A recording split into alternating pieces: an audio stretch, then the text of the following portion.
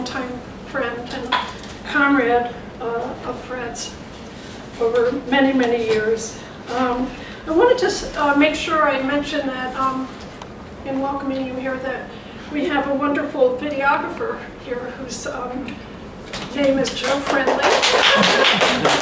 And so this will be make it possible for other people who weren't able to be here to see, to hear the celebration of Fred's life with us today. If you don't, when you want to speak, we have 3 scheduled speakers. But then after that, we hope everybody will say something because we all knew Fred. And feel free to give your remembrances and what you think might have been left out that should be part of the celebration. But if you right away say that you don't want to be videographed, if you videoed, if you don't want to be. Okay,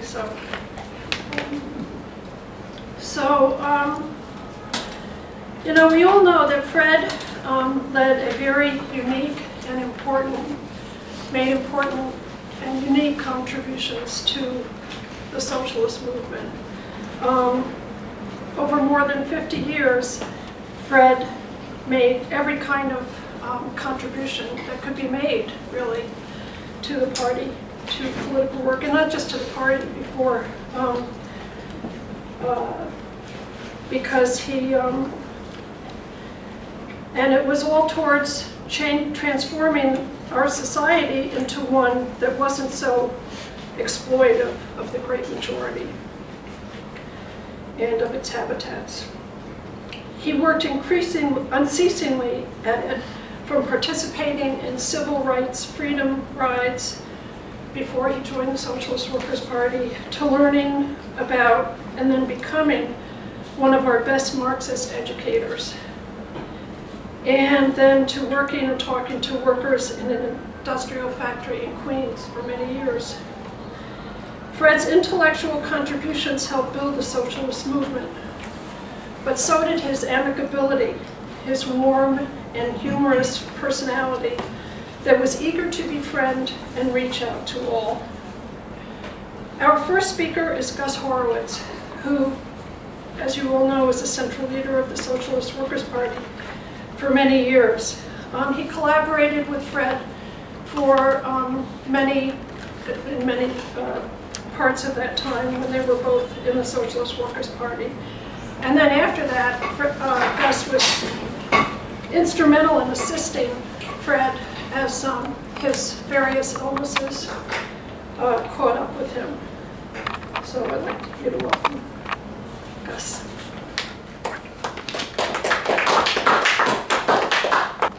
Most people here probably think of Fred first as a writer. But before he was a writer, he was a fighter. You may have noticed a scar on his forehead. He got that when someone hit him with a brick. It wasn't a political fight, though. Both Fred and his assailant were only about 6 years old at the time, and he soon made friends with the other boy. Fred was brought up in a rough neighborhood of Philadelphia. There were a lot of fights. His sister Dorothy says that although Fred was still only a child, he managed to negotiate a peace treaty between the adversaries, drawing in the adults to guarantee it. Fred had a tough time growing up. His mother was very ill and couldn't take care of him after a while. So he and his sister, who was about 18 months younger, had to raise each other. Fred eventually was put into a foster home for a while where he was beaten regularly. Nevertheless, he remained a sweet but determined, very good big brother, according to Dorothy, who loved him, his sister, who loved him dearly.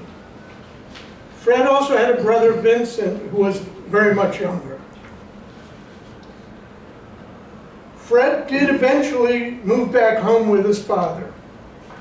In his late teens and early 20s, Fred lived in the Baltimore area, where he became involved in his first political activities. the major civil rights struggles led by Gloria Richardson and the Student Nonviolent Coordinating Committee, SNCC, in Baltimore and Cambridge, Maryland. He was arrested a few times back then. Sometime around 1963, Fred moved back to Philadelphia, where he eventually attended the University of Pennsylvania, and even, believe it or not, planned to go to law school. On second thought, given Fred's penchant for a good argument, it isn't so hard to believe. At Penn, Fred met up with another young activist, Robin Maisel. The two became good friends and political colleagues, meeting 2 or 3 times a week for lunch and political discussion. Fred and Robin used to regularly carry out what they called harangues, soapbox-type gatherings of 75 to 150 people that laid the groundwork for the much larger anti-Vietnam War activities a little later on. Fred and Robin joined the Young Socialist Alliance in October 1964 and built a strong chapter there. They soon afterwards joined the Socialist Workers' Party, where they were much influenced by the longtime worker Bolshevik Pearl Shirotov. One of their important activities was the exposure of chemical and biological warfare research at the university. Robin was the main originator of the expose, but Fred was much involved, especially in writing up and editing the documentation. It was an important activity in the early years of the anti-Vietnam War movement. Fred Halstead discusses this episode in his book, Out Now. It was around that time that I got to know Fred firsthand, through his anti-Vietnam War activities in Philadelphia, and then a little bit later, in the early 70s, after Fred moved to New York. Fred and I worked together in the SWP's National Education Department, and he took over after I moved on to doing other things. The principal product of Fred's work for the Education Department was a large series of Education for Socialist bulletins. They were about 70 of these, and Fred was responsible for collecting and editing many of the bulletins. There's a list of all the bulletins on the table there. They covered a wide range of topics, focusing mostly on discussions within the Socialist Workers' Party and the Fourth International. Many of them included debates over these topics, and the various sides, the different sides of the debates, were all presented in their original documents so that readers would be fully informed. Paul Eidsvik, who worked with Fred on the Education for Socialist project, also recalls Fred in the Brooklyn branch discussions at the time. He says, when there was a difficult discussion, Fred was one of the comrades you could count on to make a careful, well-reasoned presentation that would get to the point without stirring up personal animosities, prejudices, or anything else. I particularly remember a very difficult discussion on the gay liberation movement that Fred helped to keep a civil tone to. Fred himself put together a multi-volume collection on the history of the Fourth International, a thorough and remarkable achievement.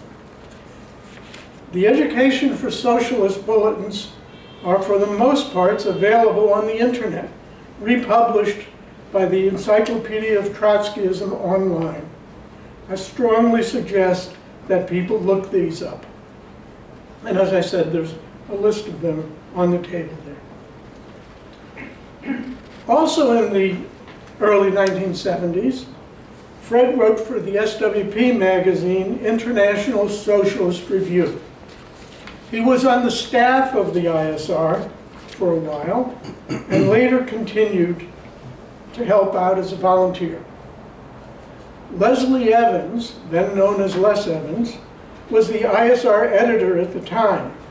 He recalls Fred as widely read, wrote effortlessly, and usually at great length, which was fine with me. Fred and I immediately became friends, Les went on. He remained my best friend from his first days in the ISR until I left New York in September 1979 to get into the iron mines in the party's branch on the Minnesota Iron Range. Fred was not a cook, says Les. Fred's sister Dorothy told me that Fred loved spaghetti, which he cooked with ketchup and red pepper. Fred was not a cook, Les Evans said, so our routine quickly became dinner at my Lower East Side apartment every Wednesday night. I usually made a rice, tomato, and sausage dish. Add a big bottle of cheap wine, and we were off on hours of discussion of events in the party and the Fourth International, American and world politics, and many other matters. Often, we would find a nugget that helped explain a question we hadn't thought about for a while. Fred would always comment, "That's another piece of the puzzle." Also in the 70s, Fred collaborated with George Johnson on 2 important ISR articles about the nature of the Vietnamese Communist Party, which helped to challenge some of the illusions that were widespread at the time within the left. Fred also wrote on the Mideast, his most well-known work written together with George Syed, entitled Palestine and the Arabs' Fight for Liberation. In the 1980s, Fred had 2 stints on the militant staff, first in the early 80s, then in the mid-80s. That was also a period in which the SWP was engaged in a major turn to industry, where all members were encouraged to get jobs in various industries. Fred participated in that activity. He moved to Pittsburgh for a while, 1982 to 85, where he worked in a shop that was organized by the UMW, the United Mine Workers. The shop built mining equipment. Fred was quite active with his co-workers, and once they all went on strike. Later in the 80s, after moving back to New York and working on the militant staff, he was an activist in the Newark branch, where he first had a UAW job doing electronic assembly. Then he had a job in food processing at a place organized by the Food and Commercial Workers, UFCW. Fred got along very well with his co-workers and was well respected on the job. Many of us have fond memories of Fred as being somewhat challenged in the physical coordination department, but he seems to have done well in his work in industry. In the 1980s, Fred became companions with Susan Anlin, a fellow SWPer. They lived together for 19 years and remained close afterwards. They had a son, Ethan, to whom Fred remained very close. At the end of the 1990s, Fred was expelled from the SWP for what many viewed as a minor infraction. That was a major blow to him. He had been in the movement for nearly 40 years and had few friends or associates outside of it. By then, he had lost his decent paying jobs and mostly had to rely upon temporary work to survive. He lived in a 1-room apartment in a very poor neighborhood of Newark. It was about that time that I reconnected with Fred after a separation of almost 20 years. Together with a group of former SWPers, we arranged to help Fred out with a computer and the means to keep regularly connected through the internet and telephone. Fred took to his new environment with great energy. He began a prolific email correspondence with various people. He continued his writing on several blogs. He played an important part in helping to edit Barry Shepherd's History of the SWP, especially as I remember it, the excellent chapter on Malcolm X. One of his most important political activities during these past 2 decades was his involvement with the Canadian Socialist Voice website during 2004 to 2010. John Riddell, a longtime leader of the Canadian Socialist movement, has written an appreciation of Fred and of the whole range of Fred's prolific writings. These are available online, and there's some printouts on the table over there. Fred, writes John Riddell, was easy to like. He could be outspoken, stubborn, and sometimes abrupt, but that was far outweighed by his generosity, empathy, warmth, and affection. As a friend, he was loyal, perceptive, and profoundly helpful. Fred was likable and down to earth. He was very much appreciated and loved by those who knew him. Yet he was also very modest. He didn't fully realize how much he was valued. He had a great memory and a wide range of ideas and interests, from jazz to classic movies to philosophy. His rundown apartment was rich in only one possession, an enormous quantity of books on every subject under the sun, piled high in every nook and cranny. He was adventurous with food and would try anything. He loved animals. He was generous and devoted to his friends, and especially to his son, Ethan. He will be missed.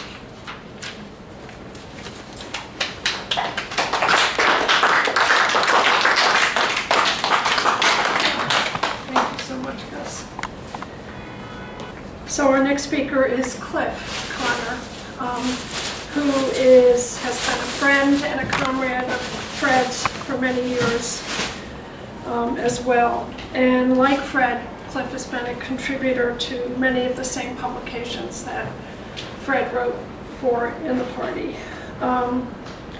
Cliff is an author of numerous books, including The People's History of Science, and it will soon be published, Tragedy of American Science, coming out soon by Haymarket Books.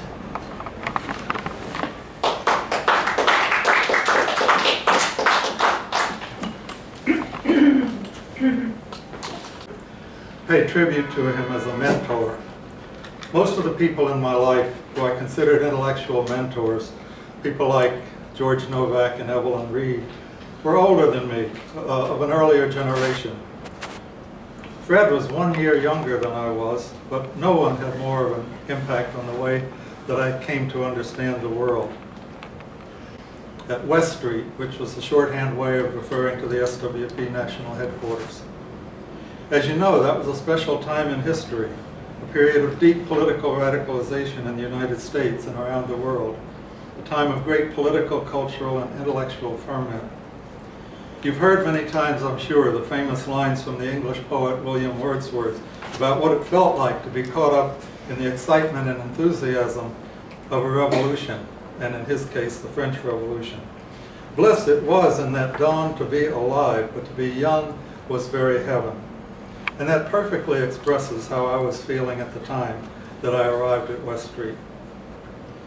There was a well-known book at that time entitled The Best and the Brightest, which alluded to the dazzling young intellectuals of the Kennedy administration who brought us the Vietnam War. When I arrived at West Street, I found myself in awe of the talents and abilities of the people I was working with, and especially the people close to my own age. I felt like I was just a hick from the provinces. And suddenly here I was, surrounded by what I thought was the real best and brightest. People like Les Evans, Linda Janis, Peter Camejo, Dan Styron, Stephanie Kuntz, Gus Horowitz, Naomi Allen, and Fred Feldman. I worked most closely with Les Evans, but I spent a lot of time with Fred, hanging out and talking after hours, after work. The hours and hours of conversations I had with Fred contributed as much to shaping my own view of the world as anything I can think of.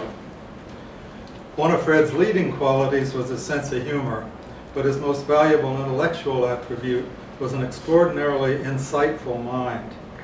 He was a good writer, as Gus said, and a prolific writer, but his insights into politics and popular culture were an antidote to superficiality. He had the ability to see beneath the surface of political events, to see their inner workings, and see them in ways that other people didn't. And I remember Fred, in particular, as a cliche buster. I was watching a newscast with him once, and when one of the talking heads said in solemn tones, "Where there's smoke, there's fire."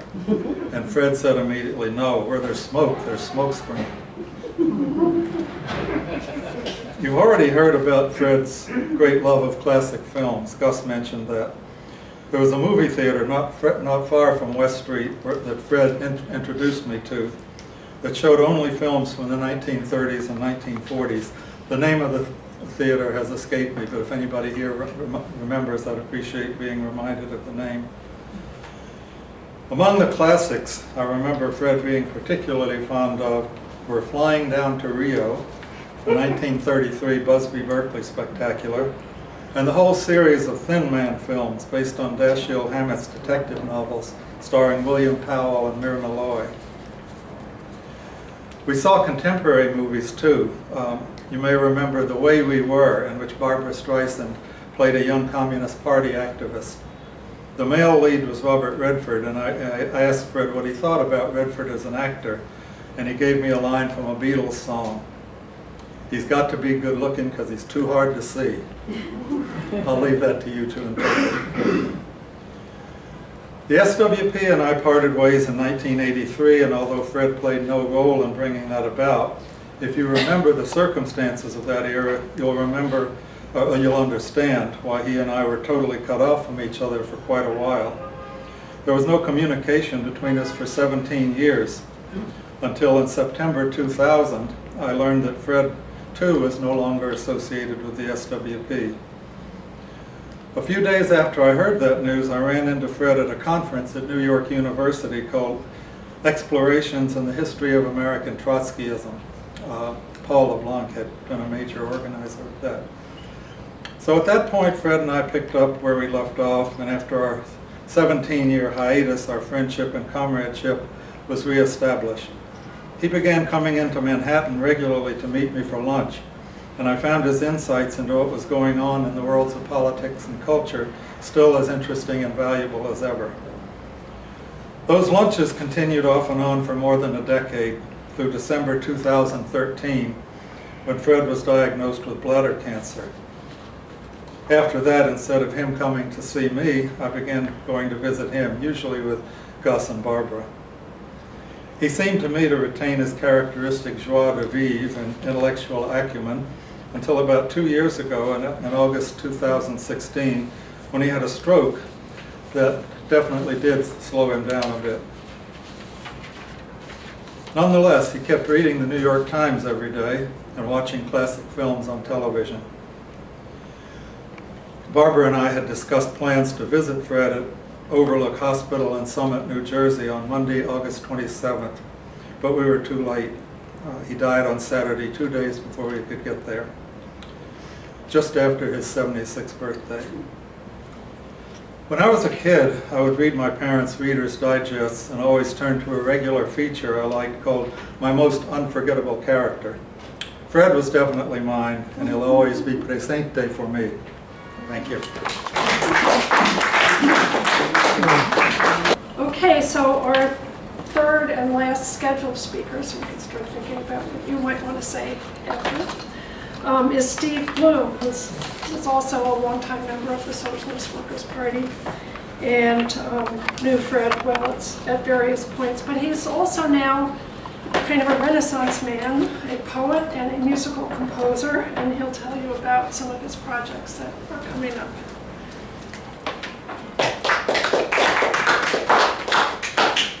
Thank you, Barbara. I actually didn't know I was a scheduled speaker. I thought I was just going to get up during the process. I knew Fred, of course, in the SWP, and we had interactions over the years on various things.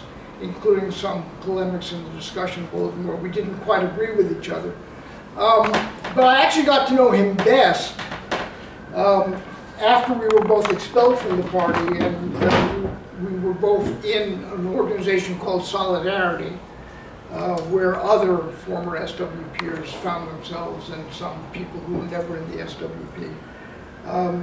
Where Fred and I actually established quite a close collaboration as people struggling for some of the same things that we learned when we were in the SWP, but also engaging critically with that same tradition. And it seems to me this is one of the things that we should get from Fred's life, is the ability to both respect and appreciate a tradition and engage critically with that same tradition at the same time.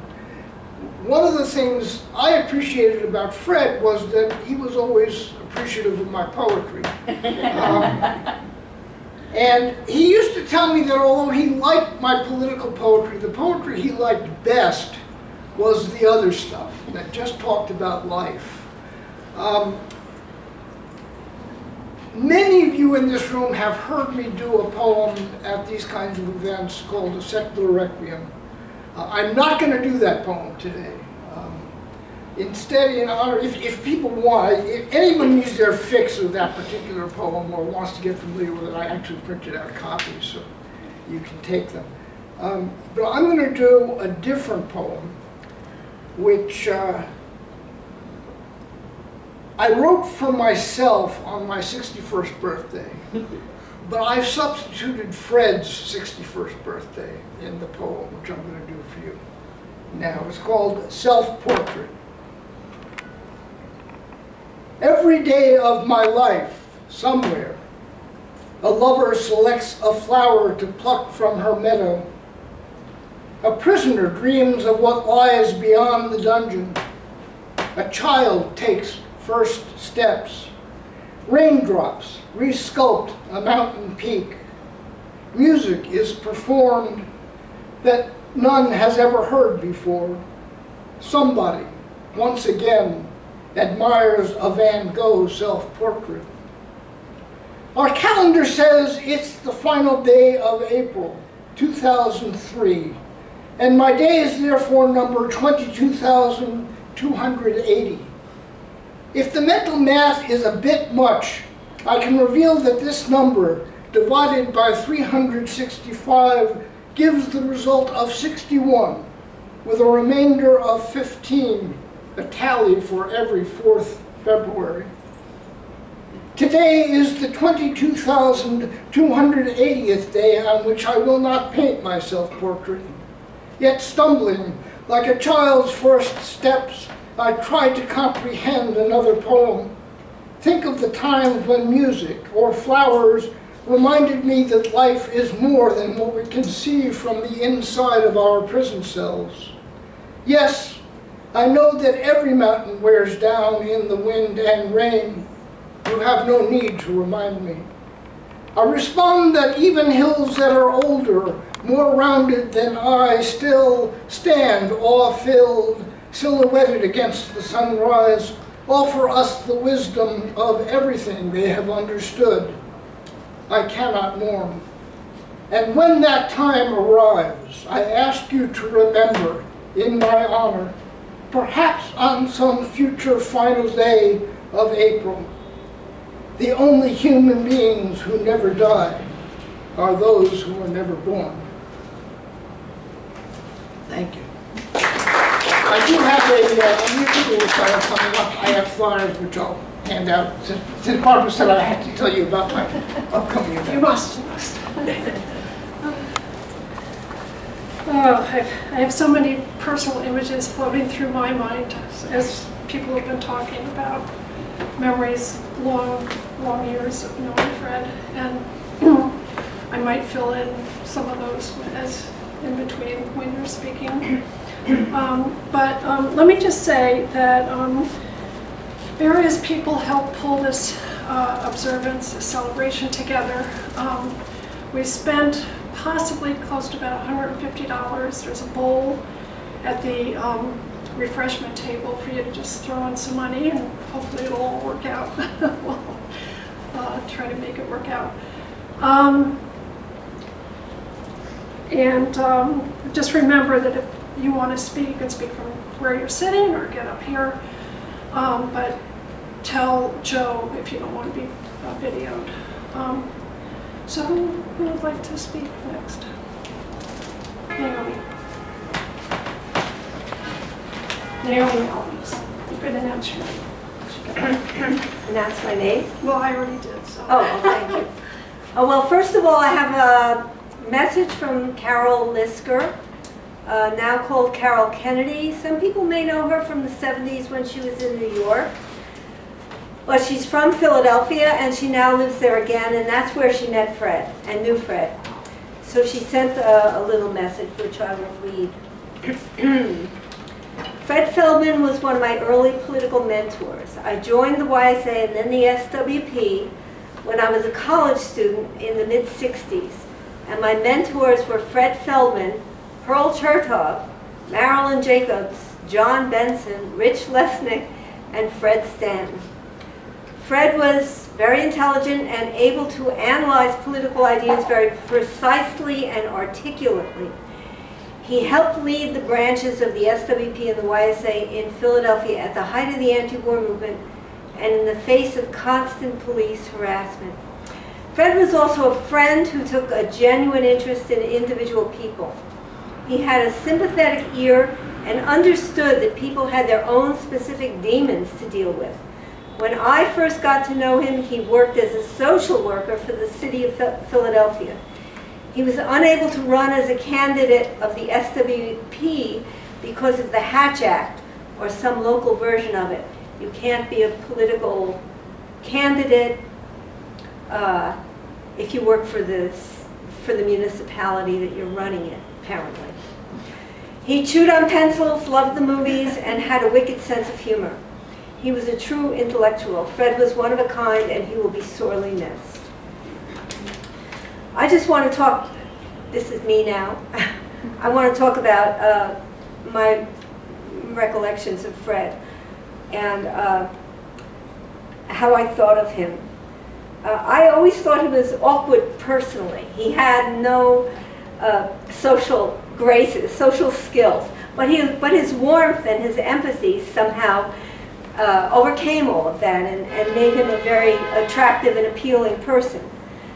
There was a time that I want to mention that we were both going through hard times, and we hung out together at a bar and talked, and he even sent me a note afterwards empathizing with me and hoping that I would feel better and so on, which I thought was extraordinary. How many people do that? It's really quite unusual. So I had to change my opinion of him and recognize his warmth. One lesson that I want to mention that he was adamant about.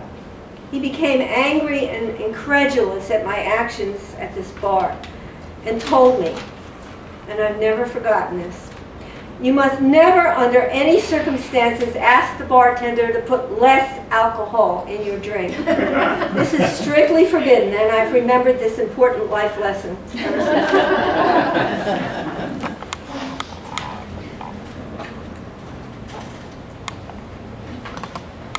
That's why when we talked about should we have wine for this event, Naomi said, for Fred? Of course! Others? Thinking? Just, it's going to take a second to say this. I didn't know Fred as well as the other speakers. I just, I was in the Socialist Workers' Party for many years, so was Fred. We were in branches together, but I didn't really work with him on a one-to-one basis. Nonetheless, this one little thing that I've always thought about this. When the party made its turn to industry, Fred, as has been stated, was physically uncoordinated. I mean, I would just you would think he was going to hurt himself, falling, tripping, hitting him. It's just the way it was.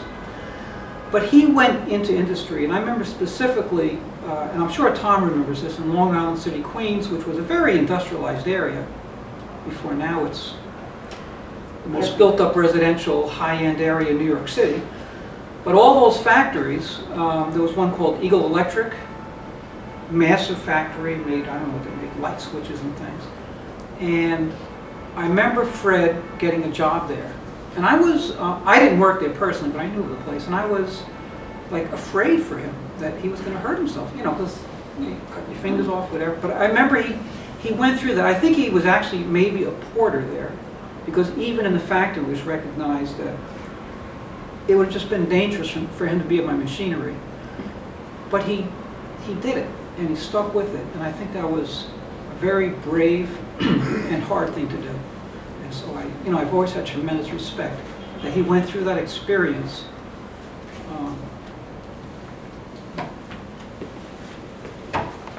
Thank you.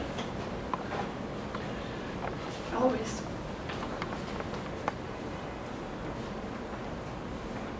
Well, unlike some of you lucky folks, I really never had the chance to work closely with Fred politically. But what I remember, and here I was surprised by Gus's chronology, because my first encounter with the YSA and SWP was going there to Philly from Baltimore in the summer of '64 to help petition to get DeBerry and Shaw on the ballot in Pennsylvania. And to me, the face of the YSA and the party were Fred Feldman and Eva Chertoff. I just assumed that he was a YSAer at the time. Well, I guess he and I both joined very soon after that. But that says something to you about his approach to new people. I mean, he was very enthusiastic. We all were, you know, during that petitioning campaign. First time I had ever petitioned,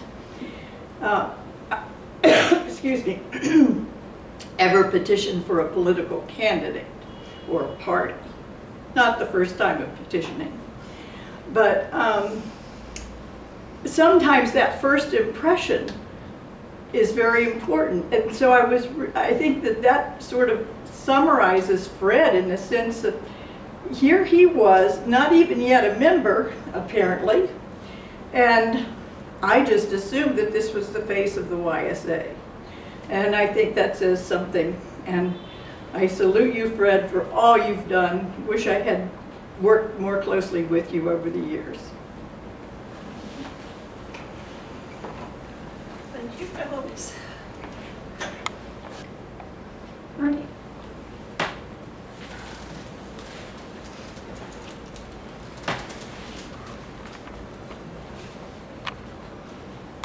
Coming over here today, I was thinking the years in which we both worked on the same floor at the National Office on publications, I should be having anecdotes and stories.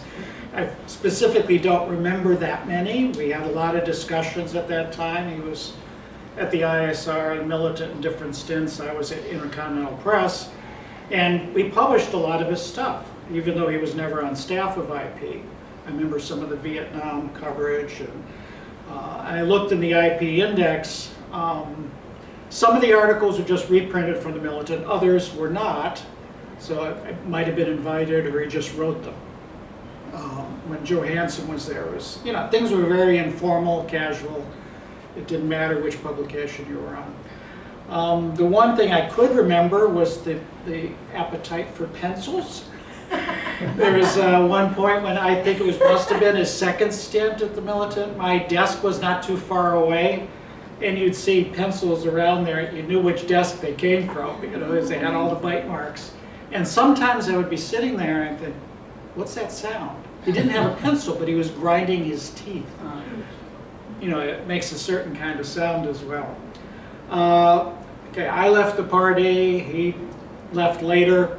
So again, like other people here, there were many years till we connected again. And then at some of the gatherings of ex-members and other friends, I remember Lynn and Hal's place, which was quite spacious. He would pop up. It was always fun to talk to him there. After I left, I got kind of narrowly focused on following Africa. And so I didn't have too much to talk about to people who didn't do that, but he was, because he reads the New York Times and remembered a lot, you know, he would always have questions about this, that, or the other thing. And I remember those are also often very enjoyable getting together. And we're lucky to have a chance a little bit to help him out in New Jersey. I remember after his stroke, we moved his stuff out of an apartment into what would have been, I don't think he ever moved there, a different apartment. And just marveling at the number of books in his place. It reminded me very much of helping Jerry Foley move. Every closet, every chair, every corner was just filled and stacked with books in no particular logical order, just stacks of them. And then we got to see him a couple of his rehab places. And sorry we weren't able to see him this past year, but it was always great fun to talk to Fred.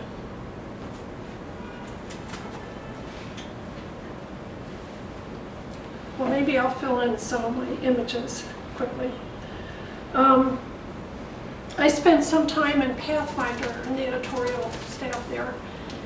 And the education department was in the same office. It's a great big, I don't know, some of you remember it, but a big cavernous room. People working all over the place. Naomi was there, Les Evans, Fred. And I would say Fred he was always very hardworking. He was just always thinking, always thinking. Walking around thinking, coming up to you and raising something.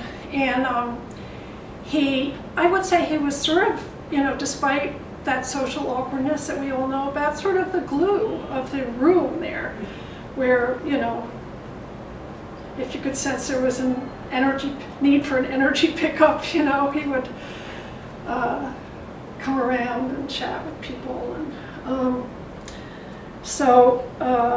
and help out with issues that you were working on, particular projects and so on.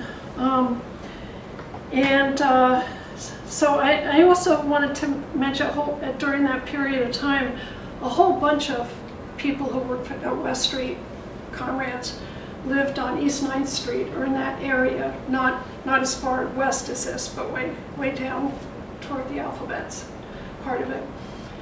And you know, we were pretty good about making sure we were at work on time, and so many of us would gather at the bus stop across from I don't remember the name of it, but the brothers that ran the used bread, the day-old bread place. There's actually a book about it.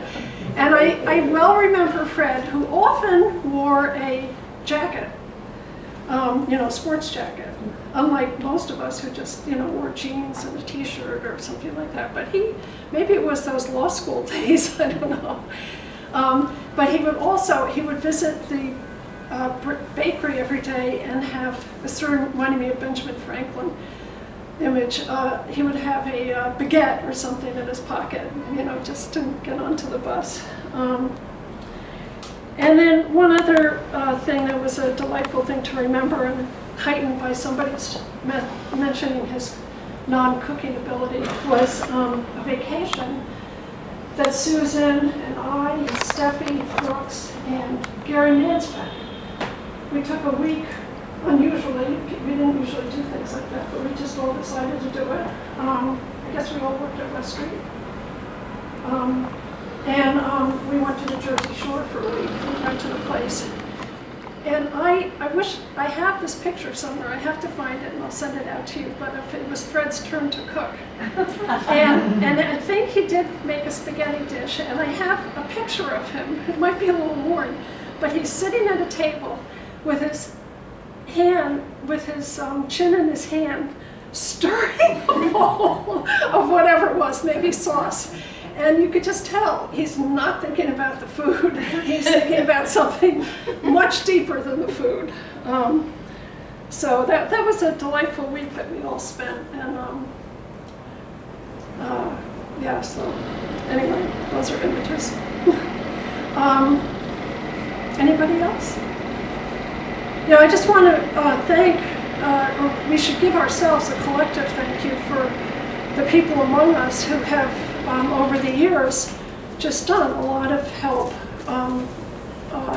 getting Fred moved, you know, visiting and helping out in one way or another, because I think we all recognized right away the contribution that he had made to our movement and the friendship that we all felt for him. And you know, we knew it wasn't going to be necessarily recognized at this point by any institution, but simply by the individuals, the comrades who held him close. And that we can be proud of that. So thank you all for coming. And you know, what can we say? He's in our hearts and in our heads, and we learn from him. Fred Feldman, presente.